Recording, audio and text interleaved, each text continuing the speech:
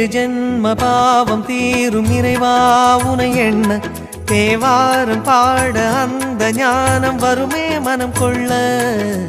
ஆதியான சிவனே சிவஜோதியான சிவனே, ஆதியான சிவனே சிவஜோதியான சிவனே.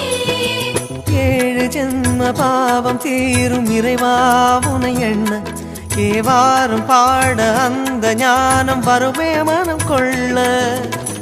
தாழும் நிலை வாராமல் காப்பவன் நீதானே, வாழும் வழி சொல்பவனே வள்ளல் பெருமானே, அண்ணாமலையானே அன்பின் பொருள் நீயே, அருணாச்சல சிவனே ஆற்றல் வடிவோனே, சக்தியின் கலையாய் பக்தியின் நிலையாய் தோன்றும் சுடரோனே, உண்ணாமுலையின்